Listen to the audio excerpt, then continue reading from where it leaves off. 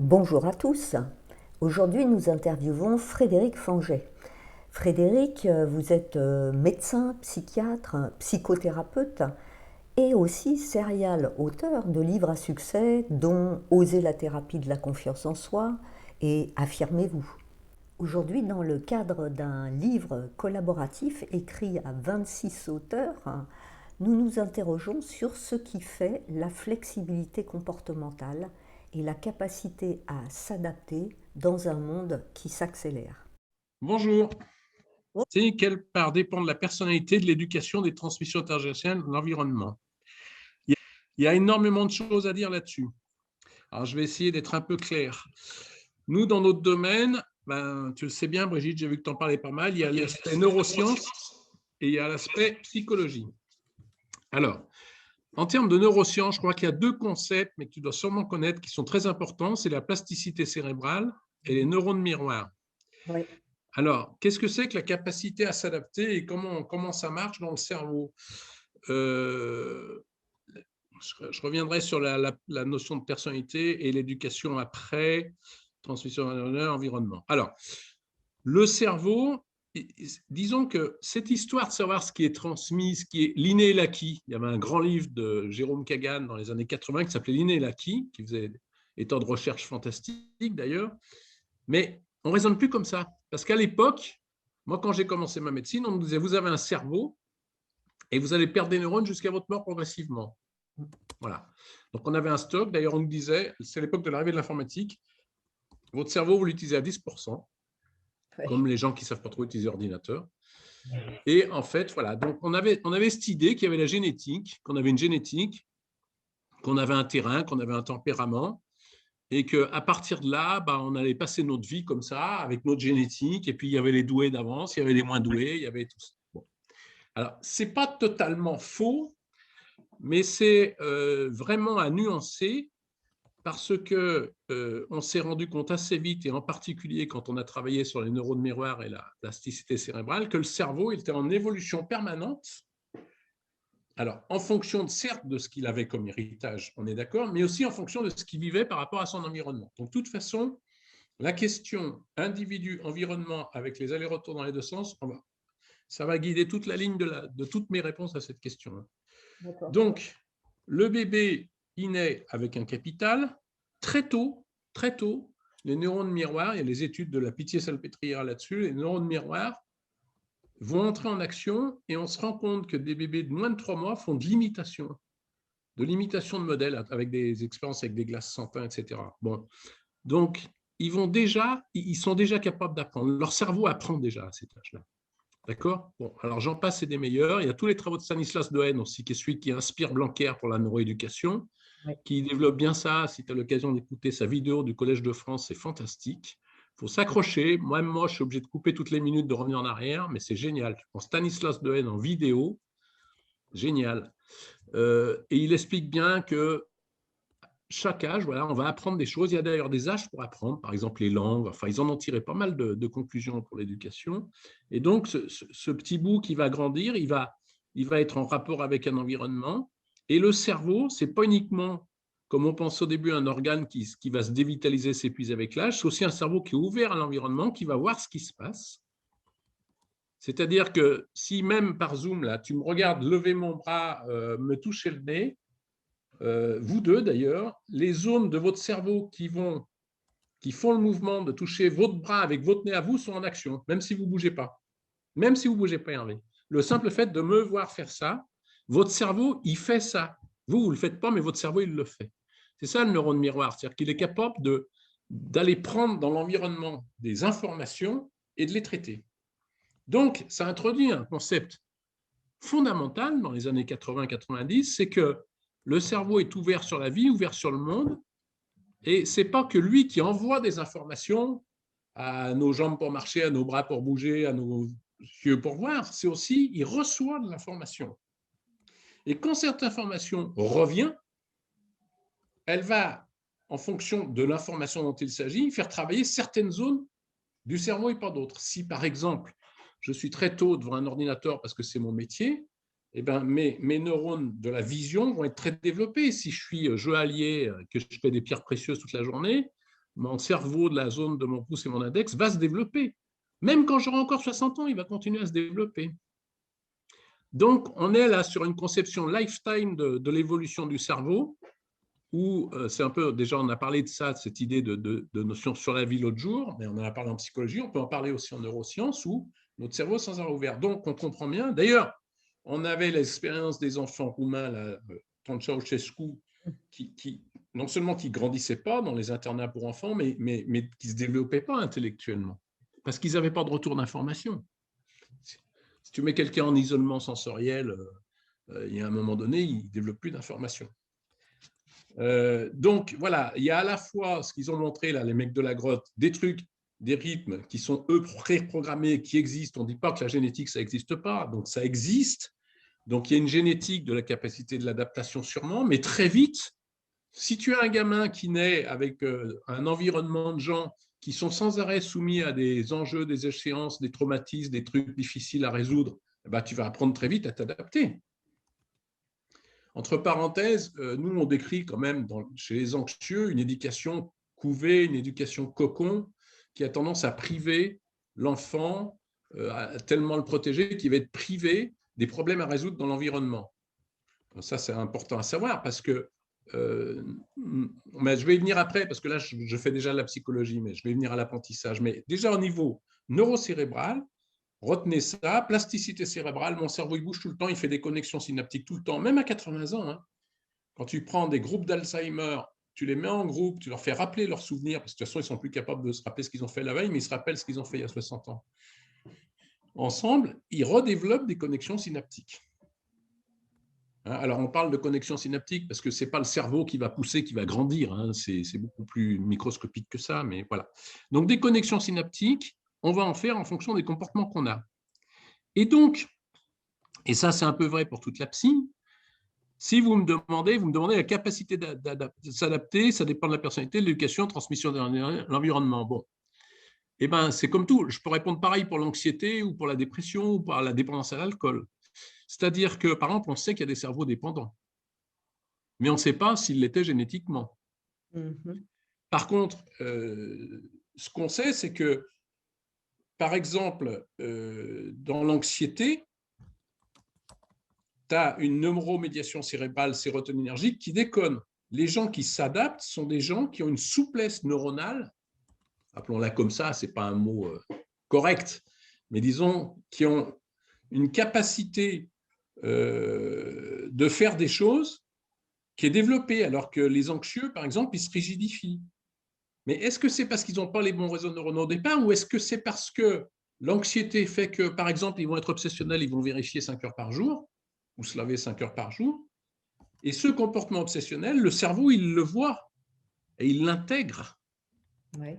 À tel point, d'ailleurs, que l'expérience que je peux rapporter qui éclaire cette question sous un angle un peu original, c'est que quand moi, je prends un anxieux sévère, TOC, mais sévère, hein, le gars qui se lave 5 heures par jour ou qui vérifie 5 heures par jour, donc qui a besoin d'un traitement, je le mets sous sérotoninergique, une molécule qui va favoriser sa sérotonine, qui est le neuromédiateur normal qui nous permet de réguler nos humeurs, notre anxiété, notre stress, tout ça. Bon. C'est central. La question, quand je vais le mettre, il va arrêter ses vérifications et ses lavages. Dans plus d'un cas sur deux, hein, quand même, c'est beaucoup. D'accord. Il va me dire, mais quand j'arrête le médicament, docteur, et sur quel argument? Et moi, je ne peux pas aller regarder le cerveau pour savoir si le cerveau il fonctionne, pour l'arrêter le traitement. Mais l'expérience montre que si tu laisses ton traitement assez longtemps, si tu résous aussi les autres problèmes, parce qu'ils ont aussi parfois des problèmes psychologiques, bon, tu les résous, il y a un moment donné, quand tu vas arrêter ton traitement, avec précaution certes, mais je ne rentre pas dans les détails, tu vas l'arrêter progressivement, sous contrôle médical, le gars ne va pas récidiver les TOC. Il y en a beaucoup qui ne récidivent pas. Pourquoi? Parce que le cerveau a appris à ne plus vérifier. Si je prends mon phobie des tunnels de l'autre jour, c'est pareil. Hein. Phobie des tunnels, on le met sous sérotoninergique, il va s'améliorer. Il ne faut pas l'arrêter trop tôt, il faut bien lui refaire prendre des tunnels sous le médicament, comme ça il n'a pas peur, il les prend, jusqu'à ce que ça devienne un truc auquel il est complètement habitué. Il s'est adapté, il s'est réadapté là, à prendre. Parce que nous, on fait de la réadaptation chez les gens qui avaient perdu des fonctions, à prendre les tunnels. Tu lui enlèves la sérotonine, il continue. Pourquoi? Parce que son cerveau s'est remis à fabriquer de la sérotonine. Mon obsessionnel aussi, son cerveau s'est remis tout seul à fabriquer la sérotonine. Malheureusement, il y a des cas où les gens se remettent pas, on est obligé de laisser sous traitement, mais c'est plus rare. Donc, vous voyez, cette histoire de cerveau et d'environnement, l'adaptation, il y a une base de ce qu'on a en nous, il y a ce qu'on va faire, l'environnement dans lequel on va être, nos comportements. C'est-à-dire que si on a des comportements où, par exemple, par rapport à l'information en réaction, on ne réfléchit pas, on pense toujours de la même manière, on suit nos préjugés, on fait toujours les mêmes choses, notre cerveau ne va pas apprendre grand-chose. Il ne va pas être capable de s'adapter. Si on vit dans un monde de danger parce qu'on est né dans le 9-3 et qu'on est sans arrêt sous menace de se faire flinguer parce qu'on n'aura pas assez bien surveillé le poulet qui vient quand on vend la drogue, là, je peux te dire, eux, ils ont des cerveaux hyper adaptables. Il faut voir. Hein. Tu comprends? Parce qu'ils sont obligés. Voilà. Donc, c'est ça. C'est vraiment en permanence ce rapport entre l'individu et l'environnement, même au niveau biologique. Ça se passe comme ça. Bon. Après, il y a des tempéraments. Hein. Par exemple, j'ai parlé de l'anxiété en disant le facteur génétique est très faible et quand même les anxieux apprennent à être anxieux. Une mère d'obsessionnel, un enfant de parents obsessionnels a 4 fois plus de chances d'être obsessionnel qu'un enfant de parents pas obsessionnels. Bon, clairement. Mais, et on passe à la seconde partie de la réponse, je suis incapable de vous dire si ce n'est pas un apprentissage précoce. Et là, on rentre dans la question que vous posez sur le rôle de l'éducation, je dirais en gros la psychologie. Moi, vos 4 petits trucs, la personnalité, éducation, transmission, environnement. Bon, l'environnement, je viens d'en parler, il est présent tout le long, mais les autres, on va les réduire en biologique, psychologique. En gros, c'est ça l'idée. Hein. Bon, maintenant, on parle du psychologique. Eh ben, c'est pareil. L'apprentissage, il se fait très tôt aussi. L'apprentissage, il se fait très tôt. Donc, je viens de parler d'un apprentissage dans un milieu de banlieue difficile, par exemple, à la survie un peu, ou dans des États où il y a des notions de famine, ou dans des États où, j'en sais rien, en Inde actuellement, ceux qui vont s'en sortir, c'est ceux qui ont de bonnes capacités d'adaptation. Parce qu'ils vont tenir compte de l'environnement, ils vont se dire putain, il faut que je trouve un masque, il faut que je fasse quelque chose. Là, j'ai vu un Français expatrié, je ne sais pas si vous l'avez vu à la télé, le gars, il s'est barré dans les montagnes, il est pas resté à New Delhi. Il a bien raison. Puis ils ont montré un autre Français expatrié qui, lui, est resté à New Delhi, il est positif. Et le mec, il dit putain, là, je suis en train de m'angoisser parce que, alors qu'il n'était pas anxieux au départ, je me demande si. Je sais qu'on ne peut pas me soigner si je fais une forme grave. Les Indiens, ils m'ont dit qu'il ne fallait pas que je fasse de forme grave. Il y en a un des deux qui est resté à New Delhi, l'autre qui est parti. Ouais, adaptation. Tu comprends? Et ça change tout parce qu'il y en a peut-être un qui va mourir et pas l'autre. Je veux dire, voilà. Donc, alors, ces apprentissages précoces, c'est très important parce que, alors, il y a un auteur qui est important qui s'appelle Albert Bandura qui a parlé de ce qu'on appelle l'imitation de modèle, l'apprentissage par imitation de modèle. Alors, dans les théories de l'apprentissage, pour apprendre quelque chose à quelqu'un, le plus rapide, c'est de lui montrer un modèle et qu'il l'imite. C'est-à-dire que, par exemple, ce n'est pas de lui montrer un cours. Si vous voulez apprendre à des gens à s'adapter, il faut leur montrer des gens qui s'adaptent. Ouais. Ou leur passer des vidéos de gens, prenez des gens connus, ça les marquera encore plus, qui se sont adaptés, qui ont une énorme capacité d'adaptation, et ils vont apprendre à s'adapter. C'est bien plus efficace que de leur faire un cours sur l'adaptation. Si on veut apprendre à un gosse à conduire, on le fait asseoir à côté de nous, on lui dit « regarde ce que je fais », on lui dit rien, au bout d'un moment, il va tout seul dire « tiens, c'est marrant, quand tu appuies sur la pédale de droite, la voiture va plus vite, tu appuies au milieu, elle ralentit ». Il y a une manette que tu bouges tout le temps, là, c'est quoi? Là, on va lui dire, c'est le levier de vitesse. Et quand ça fait tac, tac, tac, que tu tournes, c'est quoi? C'est le clignotant. On va donner l'information après qu'il ait observé, imité, donc son cerveau aura déjà intégré un certain nombre d'informations. Et le bon apprentissage, c'est qu'on va compléter les informations à sa demande. Parce que pour s'adapter ou pour apprendre, il y a un problème de désir, quand même, de volonté. Voilà. Mais enfin, les gens qui ont des faibles capacités d'adaptation que je vois moi, ce n'est pas de la volonté, c'est des gens qui sont gênés par une anxiété. Par exemple, je prends un exemple, hier, j'avais en groupe une jeune femme, 25-30 ans, elle a un problème de jalousie pathologique, c'est-à-dire qu'elle est absolument sûre que son mari va la trahir, va la quitter. Ils ont 2 petits-enfants, ils sont en train d'acheter une maison. Alors, vous pensez bien qu'au moment de signer la maison, l'angoisse, elle est au paroxysme, quoi. Et je lui disais, mais le problème, c'est que vous fonctionnez comme tous les anxieux. On a parlé l'autre jour de l'intolérance à l'incertitude. Hein. Vous cherchez à contrôler les choses, donc tout faire pour que le couple marche bien, que la famille marche bien. Mais moi, dans ces cas-là, je leur dis, vous savez bien qu'il y a un divorce sur 2. Je dis, voilà, vous voyez, votre angoisse, elle monte. Le simple fait que je vous dise ça, vous n'êtes même pas dans une situation de séparation, on ne trouve pas bien, mais le simple fait que je vous le dise, votre cerveau, lui, croit que c'est vrai, et votre anxiété, elle monte tout de suite. Et en fait, cette fille qui n'est pas con, hein, qui est loin d'être con, mais elle est complètement rigidifiée par son anxiété parce qu'elle est sans arrêt en vigilance et essaie de tout contrôler. bien faire les choses, voilà, comme tous les anxieux, on essaie de contrôler, d'enlever tous les dangers, de tout prévoir.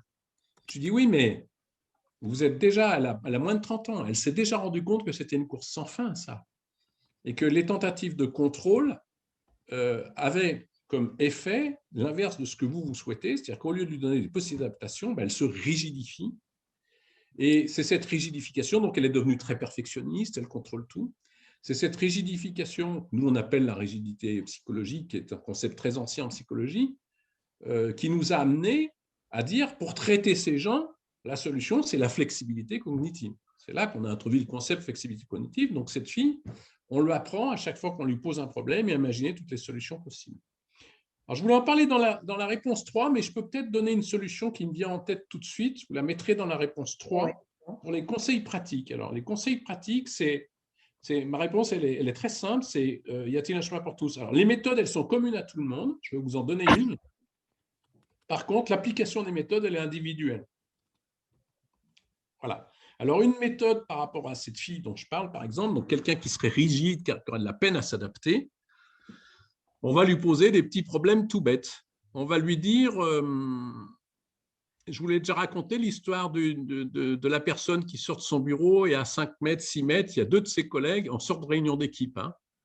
On sort de réunion d'équipe, donc on était tous en réunion d'équipe. Moi, je sors, ou toi, tu sors, Brigitte, et puis à 5, 6 mètres, toi, Hervé aussi, vous avez 2 de vos collègues qui vous regardent en souriant. Quelle est votre première pensée? Que je suis heureuse, qui me sourit. Hein? Je suis heureuse qui sourit. Bon, ça, c'est une première pensée possible. Tiens, il y a de la joie, c'est sympa, dans ce métier, on se marre. Deuxième pensée possible, ils se foutent de moi. Troisième pensée. J'ai la braguette ouverte. J'ai la braguette ouverte, j'allais la dire. J'ai la braguette ouverte. Quatrième pensée possible, ils sont contents parce que je travaille avec eux et que visiblement ma présentation a été bien vue par le staff, etc. etc. Bon, alors, le conseil pratique que je donne, c'est une méthode, une technique cognitive reconnue, hein, scientifique, qui s'appelle la théorie des attributions. Alors, qu'est-ce que c'est que la théorie des attributions? Encore une fois, ça répond à la question 3, mais ça fait le lien avec la 1 puisque ça permet d'obtenir de la flexibilité cognitive. Les gens qui n'ont pas de flexibilité cognitive, ils vont répondre qu'une seule de ces 4 hypothèses. Par exemple, quelqu'un qui est craintif, comme elle, celle que j'ai vue hier, qui a peur de se faire trahir sans arrêt, elle va répondre, si je lui dis vos 2 collègues se marrent à 5 mètres, elle se fout de moi. C'est à peu près sûr qu'elle va répondre ça. Cette attribution, on appelle ça une attribution, à l'autre, c'est elle, et elle se fout de moi, elle est négative, parce que les autres se foutent d'elle, et on l'appelle externe, oui, ok. parce que tu attribues à l'autre ce qui se passe. Bon. J'ai des patients plus sur le mode dépressif, dévalorisé, je ne vaux rien, problème d'estime de soi. Dans la même situation, ils vont se dire, j'ai vraiment dû être nul pendant la réunion. C'est moi qui ai un problème. L'attribution, elle est interne, toujours négative. Négative, oui, d'accord. Quelqu'un qui va super bien, il va se dire « Ah, ils doivent être en train de se raconter une histoire drôle, je vais vite aller les rejoindre pour qu'ils me la racontent. » L'attribution, elle est externe, positive dans le début de la phrase, c'est-à-dire ils doivent se raconter une histoire drôle. Et il me manque quoi là? Il me manque, j'ai fait externe négative, interne négative, externe positive, il me manque interne positive. Interne positive, ça me fait plaisir de les voir heureux. Alors, ouais, là, tu n'es pas complètement interne parce que tu parles encore d'eux, mais je suis vraiment serein dans cette compagnie où l'ambiance est bonne. Et où même je vais les voir et je vais bientôt me marrer aussi. Je vais bientôt me marrer aussi. Alors, je vais bientôt me marrer. Ah, tu es encore dans la pensée, c'est bien Hervé comme remarque, parce qu'après, ça s'appelle le changement des attributions. La théorie, si vous voulez les références, c'est la théorie des attributions, c'est une technique cognitive. L'auteur principal s'appelle Rother, R-O-T-E-R, ça c'est en anglais. Mais il y a un super bon livre de Nicole Dubois, qui est une Française, qui est un livre qui a 30 ans, qui s'appelle Le Locus of Control, le lieu de contrôle. Ok, oui, on travaille dessus, on connaît ça, oui. Ouais, bon, ouais. Hein, ça, alors en thérapie, c'est énorme. Bon. Oui. Si on revient, alors je vais finir quand même là-dessus, puis on va revenir à ma patiente pour vous expliquer qu'elle a toujours le même type d'attribution. C'est ça son problème. Elle va toujours penser qu'elle se moque de moi. La thérapie va consister à apprendre aux gens à développer leur flexibilité cognitive, c'est-à-dire à lui dire à elle, par exemple, bon, peut-être, alors on ne va jamais leur dire non, c'est pas vrai qu'elle se moque de vous. Parce qu'entre parenthèses, les 4 hypothèses peuvent être vraies. Externe négative, externe positive, tout est possible. Le problème, ce n'est pas que les gens prennent uniquement des hypothèses négatives, le problème, c'est qu'ils n'en prennent qu'une sur les 4. Et toujours Ça aussi, on a mis du temps à le comprendre, parce qu'au début des thérapies, on pensait qu'il fallait positiver, passer du négatif au positif, mais ça ne suffit pas. Non, ce qu'il faut, c'est augmenter la souplesse mentale, faire de la gymnastique mentale, la flexibilité cognitive, c'est ça ce que vous appelez l'adaptation, mais au niveau de la pensée. Parce que l'adaptation du comportement, elle vient après l'adaptation de la pensée, je vais vous le prouver là dans 2 minutes. Donc, si cette nana, on arrive à lui faire comprendre quelle autre hypothèse, alors tu penses bien dans les thérapies de groupe, c'est génial ça, parce que si elle ne trouve pas, je dis les autres, hein, ils disent, elle se raconte une histoire drôle, je vais aller voir. Alors, elle va dire non, mais ce n'est pas crédible, je ne peux pas penser comme ça. Non, elle ne pense pas comme ça, parce que depuis qu'elle est petite, elle a peur qu'on la trahisse, et donc elle ne peut pas penser que les autres sont bienveillantes envers elle. Mais on va lui dire, ça n'est qu'une hypothèse. On fait 4 hypothèses, on n'est pas en train de vous dire qu'elles sont à 25% de chance sur qu'une. Il y en a une qui peut être à 0,5%. Est-ce que c'est vraiment impossible que les deux se racontent une histoire drôle? Elle va dire non, c'est quand même pas impossible, mais j'y crois pas. Oui, mais vous y croyez à combien? Je dis même 0,1%, ça me suffit de croyance. Si c'est 99,9% de chance que ça soit qu'elle se foute de vous, mais est-ce qu'il y a 0,1 qu'elle se raconte une histoire drôle? Elle va dire oui. S'il y a 0,1, alors on va prendre cette hypothèse. Simplement, je voudrais vous demander une chose, madame. Si au moment où vous sortez de la réunion, vous pensez elle se fout de moi, qu'est-ce que vous ressentez comme émotion? Ah bah je suis mal. Okay. Est-ce que vous sentez votre sentiment de trahison qui est au fond de vous? Oui, je peux me sentir trahi. Ok, maintenant vous sortez de la même réunion, c'est les mêmes collègues, il se passe la même chose, on n'a pas changé l'environnement, on n'a pas changé les comportements. Vous vous dites, elle se raconte une histoire drôle. Qu'est-ce que vous avez senti comme émotion? Ah, je me sens mieux. Et qu'est-ce que vous faites comme comportement? Souvenez-vous l'autre jour, hein, pensée, émotion, comportement. Donc, on a modifié, c'est une technique cognitive, donc elle modifie la pensée, mais la modification de pensée d'une pensée externe négative, elle se fout de moi, à une externe positive, elle se raconte une bonne blague, entraîne un changement émotionnel d'une émotion négative à une émotion positive et entraîne un changement comportemental. Parce que si vous pensez qu'elle se fout de vous, vous êtes mal, qu'est-ce que vous faites? Vous allez vers elle? Non, je ne vais pas vers elle. Mais si vous pensez qu'elle se raconte une histoire drôle, comme l'avait intuitivement trouvé Hervé, vous avez une émotion positive, qu'est-ce que vous faites? Mais lui, Hervé, il avait fait le changement cognitif d'abord. Il s'était dit, s'il se raconte une histoire drôle, je vais aller l'écouter. Mais c'est cette pensée qui permettait à Hervé d'y aller. Et donc, pour pouvoir aller voir les gens, écouter l'histoire drôle, il faut à un moment donné, un, que tu aies ressenti une émotion pas trop négative, deux, que tu aies modifié ta pensée, donc tu te sois adapté mentalement, et trois, ça change automatiquement ton comportement, parce que si tu te dis une histoire drôle, tu as envie d'y aller. Donc, le comportement, il a la fin dans tout ça. Dans l'histoire, on peut commencer, on peut jouer entre pensée, comportement, émotion dans n'importe quel sens, ou est-ce qu'il faut toujours… on peut démarrer dans n'importe quel sens pour switcher. Alors, ce que j'ai l'habitude de dire, mais ça c'est le praticien de 30 ans qui va te répondre, c'est que tu vas toujours là où le patient est plus performant. Tu prends comme levier, si c'est un intellectuel, tu pars avec la pensée. Un intellectuel, il va adorer ce type d'exercice.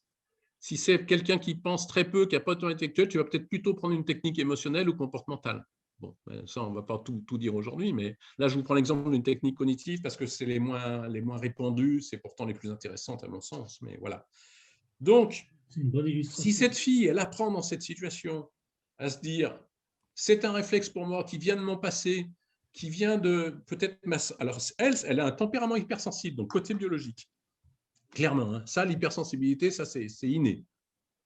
Elle a appris à devenir anxieuse avec des modèles d'apprentissage précoce de parents anxieux. Maintenant, elle a 30 ans. Elle a développé un schéma de « je vais être trahi », donc qui sous-entend derrière « je ne suis pas assez bien pour que cet homme reste avec moi », donc un schéma d'estime basse. D'accord? Donc, on voit bien la filiation de tout ça qui l'a amené à une rigidité cognitive, à savoir tout interpréter en fonction de ce sentiment de trahison. Ça, c'est typique, on tourne en rond. Si on arrive à l'ouvrir le mental, à lui dire « attendez, peut-être aussi qu'elle raconte une bonne histoire, peut-être aussi que vous avez votre braguette ouverte, peut-être aussi qu'ils sont en train, comme ils bossent avec vous, d'apprécier parce que vous avez fait une super prestation », on va lui apprendre à interpréter les situations différemment. On va lui dire « mais tout à l'heure, vous allez sortir de mon cabinet, vous êtes venu en voiture et puis vous n'avez pas payé votre parc-mètre et du coup, en sortant de la séance de thérapie, vous avez une contredanse. Quelle est votre première pensée ?» Si elle me répond, les salauds, ils pensent qu'à faire du fric la ville, elle est encore en externe négatif. Okay, je vais lui dire, bon, qu'est-ce que ça sera interne négatif? Je suis vraiment nul. Non seulement je n'arrive pas à temps chez mon psy pour payer au parc-mètre, je fais que des conneries dans ma journée, décidément, j'ai pris encore une consonance. Ça, c'est plutôt les dépressifs, c'est en interne négatif. On va lui dire, qu'est-ce que ça peut être? Et on va s'amuser. C'est quoi une interne positive dans cette situation? Ouais, ils m'ont pas payé, ils m'ont pas trouvé. Je vais pouvoir payer un café avec ce que je leur ai pas donné. Non, mais tu as la contredanse. Hein. Ah, pardon. Ah, tu as la contredanse. Tu as la contravention. Hein. D'accord. C'est ce qui était le plus important, c'est ma séance, c'est mon psy, j'ai une bonne séance, c'est ça qui compte. Et après tout, la contredanse, c'est qu'un épiphénomène dans ma journée. Oui, d'accord. Donc, on se centre sur le positif, on relativise le reste. Et l'externe positif, c'est la ville va pouvoir construire des hôpitaux pour les malades. Si je suis malade, je serais bien content un jour, et des écoles pour mes enfants. Et on voit qu'à chaque fois, ça donne une souplesse mentale aux gens qui leur donne une capacité d'adaptation émotionnelle. Ils ne vont pas vivre les mêmes émotions avec les 4 que je viens de dire, et une capacité comportementale. Parce que si tu te dis, j'allais dire, les écoles pour mes enfants et les hôpitaux, tu payes presque avec plaisir ta contravention. Quoi. Alors que si tu te dis, les salauds, ils cherchent à faire du fric, en plus, tu la payes avec déplaisir. Tu payes le même prix. Tu débourses la même chose, tu as la même perte, mais une dans une notion de plaisir, une dans une notion de plaisir. Merci beaucoup, Frédéric.